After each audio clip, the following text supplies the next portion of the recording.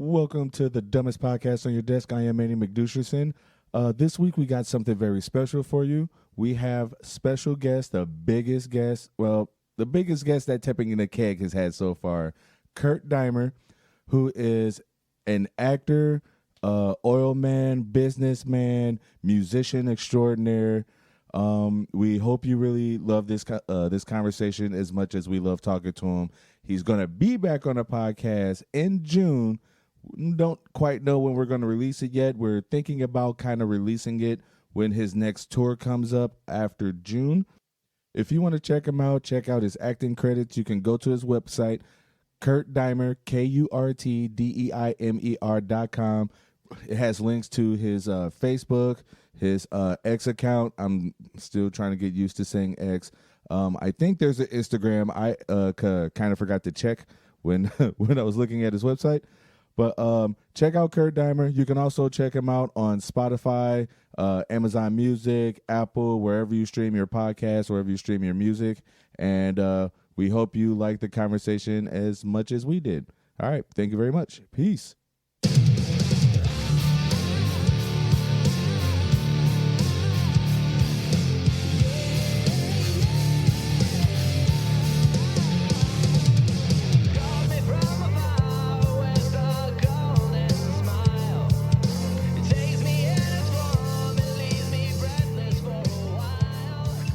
Welcome to Tapping the Keg. My name is Clayton Keg. I got a very special episode for us today.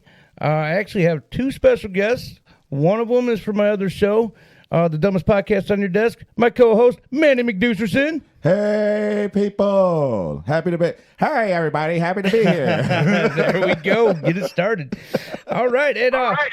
And our next guest, he is an actor. He's a musician. His name is Kurt Deimer. Hey, what's up, everybody?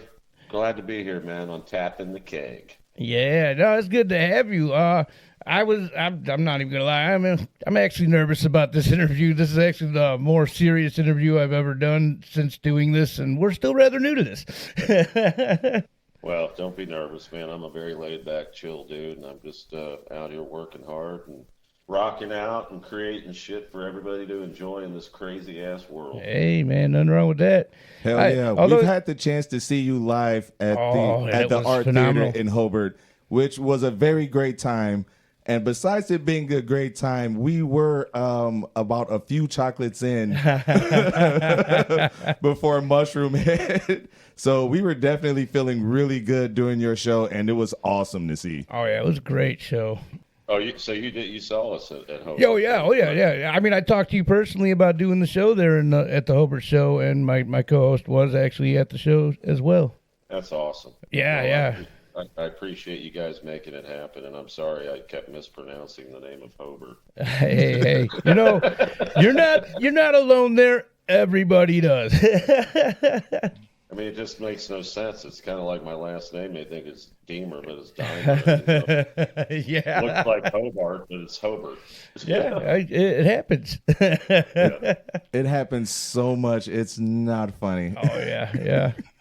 Well, we're going to be back up that way here in really? with Tesla next Saturday. Oh, Really? We're going to be in Shipshewana. I don't know how far away that is from Hobart, but you know what? That's probably about a good 45 minutes away, maybe. Might even be a little less. and we'll be doing a 45-minute set that night. So. Oh, very nice. Oh yeah, we got to record that day too. Yeah, we do actually. Yeah. So I did want to know. I mean, I know I seen you're from Ohio, so I guess one question I really have is: was it hard to break out into either musician or actor coming out of Ohio? Yeah, well, it was hard just for the mere fact I didn't even know I was going to do this until 2017. I started an oil brand called Starfire back in '99, and I own a couple oil companies that run themselves now. And I went down to do a cameo for my oil brand in this John Travolta movie, Trading Paint, in September of 2017. And instead of just doing a cameo, they offered me a speaking line and had me sign up, and I joined SAG, and all that. And next thing you know, I've got doing a scene with John Travolta and Shania Twain and Toby Sebastian and from Game of Thrones. And Oh, wow. Yeah. I'm in a fucking movie. So if you want to see Trading Paint, it's the very last scene. That was my debut. So I get into that, and then a month or two later, I get into Halloween, the 2018 Halloween. I get Did killed see by that. Michael. Yeah, I'm the gas station teller. Yeah. So I'm off and running, and I'm like, I like this. So I just kept going down to Alabama. I had an actor friend, Kevin Wayne, down there, and we just started doing some smaller projects and larger roles where I was getting more speaking lines and everything, because I never went to acting school or any of this shit in my life. And down there, I met Ben Trexel out of Birmingham, a singer-songwriter, guitarist, and he had a few songs that he was singing on, and he's kind of got a generic, wedding singer type voice. I used to sing and quit when I was 20. When I got married too young at 22, and had to get my life in order. And I said, let me show you how I sing, though. And we just kept writing tunes like What You Saying and Burn Together, and there's more that you haven't even heard that are coming out on our double debut album. But Nice. so then I got back into the music. So, to answer your question even more directly, it's not easy coming out of Ohio. That's kind of how it unfolded organically. It wasn't anything I was looking for. And then I in 2020, right before COVID hit, I took my demo out to LA, rented me a little place out there in the valley, and Chris Lord Alge gave me a chance. My manager at the time, or who was helping me at the time, hooked that up, and I met Chris, and we became great friends. And I pretty much have been going to the school of Chris Lord Alge, learning how to be a rock star and sing and all that in his studio for the last 4 years, and been touring for 2, and got more movies coming out, and here we are today. Nice. What a resume, man. Yeah, it's crazy, man. It's, at least whenever I'm done on this earth, I can say I did everything, I wanted to do, and I think I made a difference in the world, and I'm still going to, and help others. And I'm a big believer in the more you give, the more you get in life, and just being kind to each other. And I always loved to rock out when I was young, so now I get to rock out with everybody up on stage, which I never thought I'd be able to do. And then I get to go be crazy and create killer characters in movies. So it's quite a life. Yeah, definitely. I mean, in a way, you also kind of answered my next question, because I was going to ask, was it music or acting that came first? But I feel like that was kind of the answer to the question ahead of time. Yeah, the acting led into the music. Yep. Yeah, the great thing is not only do you get to create all these cool things and be a part of so many cool projects, you're just, like you kind of said, just kind of along for the ride and also working hard in the process, but you're just having a blast just while doing it, especially being on stage. I mean, I've had friends, like not, touring all over the world, or they've done like small, regional tours, and they just say every time they get on that stage and they start playing their music is just one of the funnest feelings that they've ever had in the world. Yeah, it's crazy. Man, if I would have done this back when I was like 22 or when I stopped, I was a nervous wreck when I had anxiety and shit when I was young, and I finally figured all that out. But I never thought I could do it, number one, with everybody looking at you. But now that I do it, it's like when I hear the intro and I know that I'm about ready to go out there, the band's out there, we're ready to just shred it up, and it's a rush, man. And then you go into this whole other mode for like 30, 45 minutes, hour. We're doing some headline shows now, 75 minutes, whatever it is. And it's like I exit the normal, chill, kind of laid back Kurt, and I turn into this other guy, and it's like really cool. So, because I love to see people happy, and I love to get the crowd interact. I mean, we always are getting the crowd into the show, and we do that a lot with Tesla, and they love it because we get them all fired up, and a lot of opening bands don't do that, so. Right. Now let's go back to your resume, because I also seen musically you've also played with Phil X and Jeff Tate. I apologize, Jeff Tate. Yep. Yeah, Phil X, and was in the band and toured with me the first when we first started touring, September of 2021, and he was with me pretty much until last summer 2023. So a couple years. We've written a lot of songs together, a lot of what you're going to hear on the debut double album that's coming out this year. Phil and I did. I either wrote with Phil or I wrote with Ben, who I mentioned earlier. Right, right. And then Phil ended up putting guitars and everything on it. So all the guitars and bass you hear and backup vocals on the album for the most part are Phil X. And Chris brought us together. And it was when Ben wanted me to do a cover of Have a Cigar by Pink Floyd. I wasn't really feeling the vibe of that song. It's kind of tough. And Chris Lord-Alge said, here's the way we're going to do it with your voice the way it is back then. And I was still training my voice, but that's what brought us together. And Phil put that badass solo in there, and that's the first video that we ever put out, first song we put out, and we still play it to this day every show because people just love our version of it. So yeah, Phil's been with me, and Jeff Tate and I did a song Burn together, which you could see a video for on YouTube, and it's out. And we did that back in 2021, and Jeff's been such a great mentor to me and has kind of taken me under his wing and been very gracious. Where a lot of people don't want to help you, they don't want to see you succeed. Jeff does, and Jeff and I have another song now coming out on this debut album, which will blow everybody away. I can't really speak on it yet, but it's Jeff Tate and I and Phil X actually, and it's pretty. It's wicked as fuck, and it could be a game changer for this new generation of rock fans to hear what we did. So, I'm looking forward to listening. That's for sure. I'm getting excited. Yeah, absolutely. That sounds pretty amazing. I cannot wait to hear. When did you say that's coming out? The debut album is going to press, so I'm hoping that by May, June it comes out.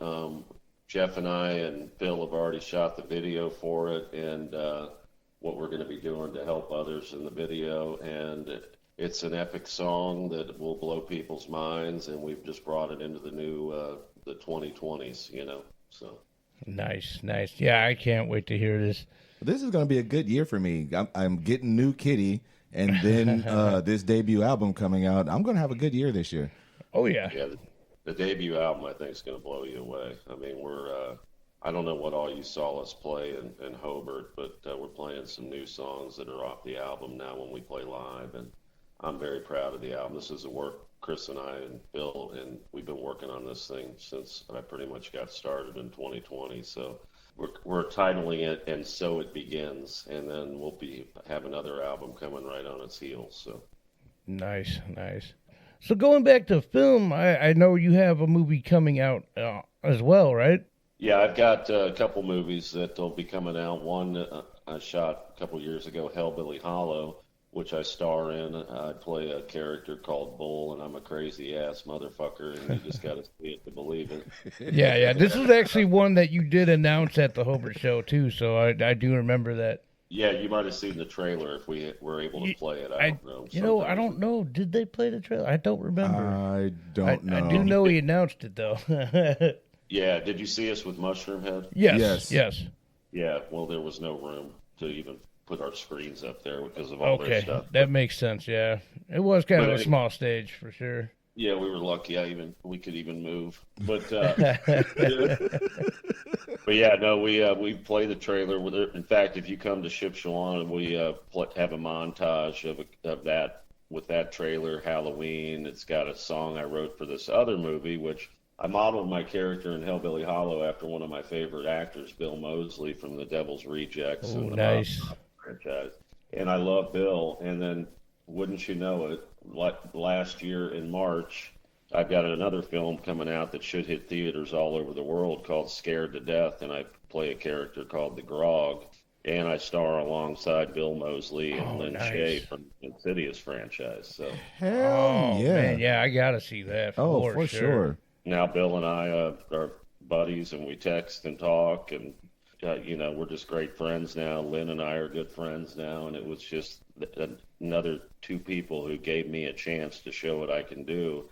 And I think that, I blew them away, and we've got this great movie now with this great ensemble cast. and I wrote the title track, "Scared to Death," and it's coming to theaters soon. And then once I get that out, and then people know who I am more in the acting world, then we'll put Hellbilly Hollow out right after that, and then I got more projects in the works. So Nice. I cannot wait to see these movies on top of this new album. Oh, for sure, Scared to Death. Just the title is one of those where you're just like, I got to see it.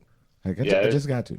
And it's one where you go get some popcorn, get a drink, and sit in your chair, and you're going to think it's this, and it's going to come at you like this, and you're going to be entertained throughout the whole fucking thing. So sounds amazing. Oh no, I think we might just for the fun of it go. We got to go see it twice. We got to go see it once normal. Go see it a second time on some chocolates. Nice. Yeah, absolutely. I would. Hey, and if he fucking would, why the fuck wouldn't we? Damn right. Yeah, exactly. Very cool. Oh yeah. Awesome. So those are coming, and besides that, the album, and I've got some other projects in the works, and hopefully we'll be filming something later again this year. Nice. But pre-production takes a while. So hey, I will say this: if you ever need any, I don't even care if I don't even, I'm just a background guy. You ever need some extra hands, man, let me know. I would love to break out into that scene myself. Yeah. I always wanted to be in a horror film, actually. Where we need a couple guys that are on some chocolates. Hey, yes. Just pencil us in whenever you need that. I know who to call. Yeah, absolutely. Yeah. Be there with bells on. I don't know if they're really going to be there, but.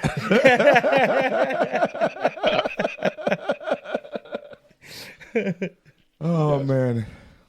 Again, man, like this is it's so awesome having you on, man.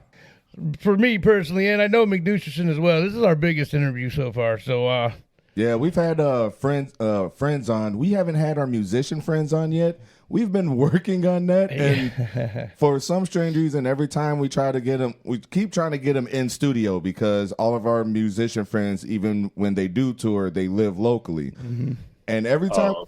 And every time we try to get them on, it ends up being, okay, we'll set a day, and then they realize that they're going to be gone in like 2 states away doing a show or something. It's like, well, why did you tell me this beforehand? I'm trying to work around your shows. Well, you guys all, I'm happy to be on the show anytime you want me. Just let Shauna know, and I'll be here, man. Awesome. I do have another question. Which one do you like doing more, the acting or the just out there rocking it? They're like, I mean, I love them both. I mean, they're two totally different rushes. When you're up on stage, it's that rock that I just love. Rock. I love all kinds of music. I'm a big reggae fan too, but I just love rocking out, and I love seeing the crowd and seeing them enjoy. Just leaving everyday life for that time we're together and just killing it and kicking ass right in everybody's face. And then when you're in a movie, when they say action, it's like, now, I know what the lines are I have to say, but how can I present it in a way that, I can go off script. A lot of people let me ad lib because I can come up with stuff really fast, and it makes the character even more genuine. So it's a whole other process. Where on stage, I'm pretty much me turned into rocker, and then in front of the camera, it's me turned into whoever the character is I'm trying to portray. So, right, 2 different feelings, 2 different, 2 different adrenaline rushes. So, and 2 different switches that have to turn on and off at that point in time. Yeah. Which I could say from experience, it's kind of hard to do that when you have to already turn off a switch for somebody else to become yourself again. Because I know you don't know this, but I was a wrestler for years. I became my wrestler in those moments, and then I understand what you're saying. Where once you get backstage again, you got to go back to who you actually are. It's so. And for me, I mean, you got a little bit more switches to worry about than I did. Yeah, I got quite a few. Yeah. So see, there you go. Another reason to let Clayton Keg know if you need anybody, because I do have a little bit of acting skills. I was a wrestler for years. Yeah, that's awesome. I didn't know that. Yeah. So I mean, That was pretty cool too. And so I do get being out there with the thrill, but most of the time I had, actual people out in the audience, so it's a little, well, you do too with the music thing, not the movie thing though, really. Yeah, well, with Clayton Keg though, even though he keeps saying character, but it's an exaggeration of himself because he antagonizes just about everybody he knows genuinely anyway. But then he get to have this boisterous version of antagonizing people because that's how most of his characters were. Yeah, absolutely. It's just Clayton being Clayton. There you go. Just got to dial down like 10 notches when I get done, Just be you, man. Just be you. That's all I do. I mean, everybody goes, "Why? How do you do?" I'm just being me. I'm just finally just being able to just be who I am, who I've always been, and I just let the creative side back out. I've raised 3 beautiful boys, and with their mom, and now she's doing her own thing, thank God, and I'm doing what I do. And life is good, man. And I just get to be me, and my kids get to see who their dad is. I mean, how many kids get to watch their dad build, oil companies from scratch with zero money, and then get into acting, and now he's in movies, and then he's rocking out on stage. They come to my shows. They got to be kind of tripping, but it is what it is. So yeah, I mean, I know with those startup businesses you had, that definitely got you, I would think, out there a bit too on its own. Getting you noticed. I would be here today if I didn't have that business and didn't go down to shoot that movie, because I probably would still be grinding it out, doing that. I just, it was kind of like the sign, you get a sign. Yeah, absolutely. That is an awesome way to start for sure. Yeah. Yeah, that's the crazy thing with us and doing podcasting, because Tapping the Keg is not our actual main show. No. It's his Clayton Keg's personal show. Yes. But the other podcast that we do, it ended up just beginning as one of them things where we've always had just the craziest and dumbest conversations ever. I mean, the way this interview is going compared to the way we normally talk to each other is really tame. It's super tame. But that was one of them things where it's like, man, we really should just start recording ourselves, because why not? All of these dumb conversations are just really going to waste. So then we just started a podcast. It was like, why not? I mean, yeah, absolutely. We already have the equipment. The only thing that we really needed was a couple of microphones, because I already had the mixer, and then just find a way to record it and then just put it out there, and here we are. Yep. That's awesome, man. You gotta follow your dreams, and you got to do it. And like you said, you're having these conversations, why not share them with people, and maybe you'll make a difference in their life that day, or cheer them up a little, or whatever you can do. I really feel like it will hopefully cheer them up, because I don't really think we're giving life lessons on either show, really. Well, a one life lesson on the Dumbest Podcast, which we did do a podcast on addiction. Yeah, we did. And it was one of them things where we knew that we just had to get that out there. And we did, and that was probably a good life lesson one. But then after that, we turned into more and more of our idiot selves. Absolutely. And then, not really too many life lessons. Yes to life lessons, only because we do like headline episodes where we see some of the craziest things that happen like all over the world. Like we recently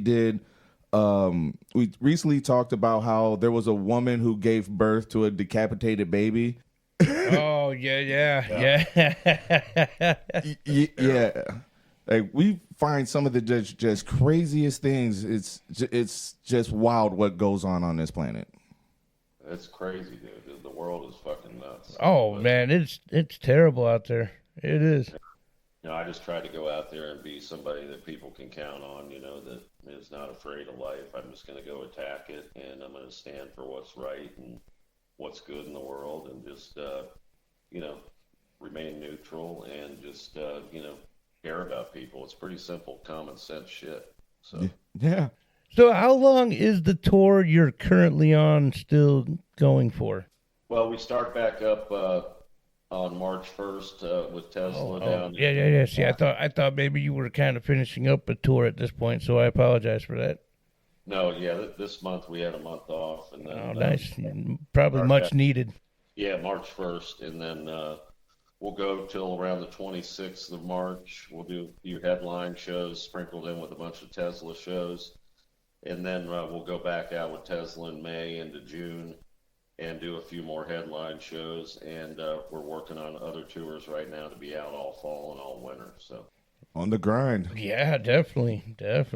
Yeah, well, we got the new album coming out. We got to be out in front of people, and whenever we're out in front of people, we convert them to fans, and they're like, they haven't heard a rock band like our sound is different, and we're unique, and we're kind of, I always tell people that interview me, I loved when AC/DC came out, and he had that different voice, and Van Halen was different than everybody else, and we just want to be that band now that's different than everybody else. It has our own unique sound. So we just got to play in front of people and have folks like you guys having me on and sharing the word and spreading the music. And it's a grassroots effort all the way. And no matter how you look at it, that is promoting yourself, and that's what's helping your success. Because, hey, same thing as a wrestler. If you're not promoting yourself, you're not making those shows, you're not, putting yourself out there, nobody's going to know who the fuck you are, Exactly.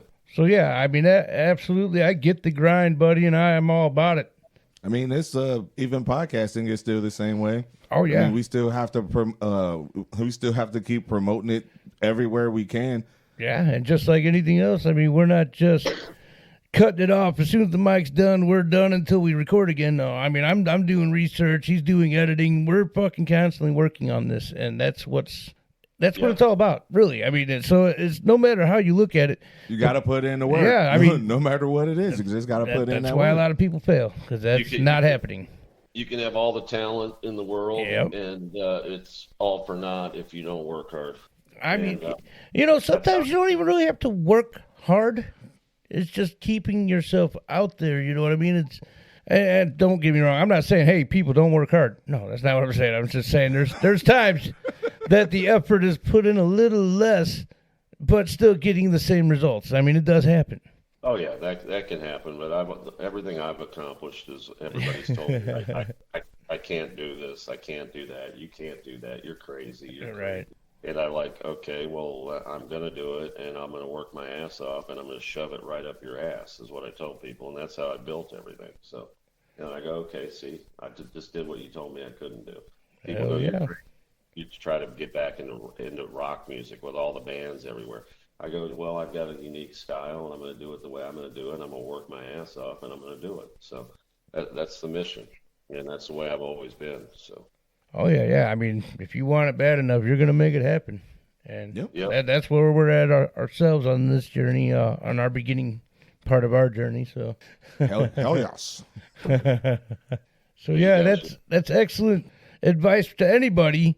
You really want to make it, you got to get out there. You got to do the work. You got to put yourself out there. You got to make sure you're actually not just putting out anything just to get noticed, because it's got to be good. It's got to be quality no matter what it is, You tell one person about what you're doing, that person has a possibility of telling another person, and then no matter what, you're just going to end up having a group of people, and then you keep telling more and more people, keep telling them to tell more people. I mean, then there's more people. It's called networking.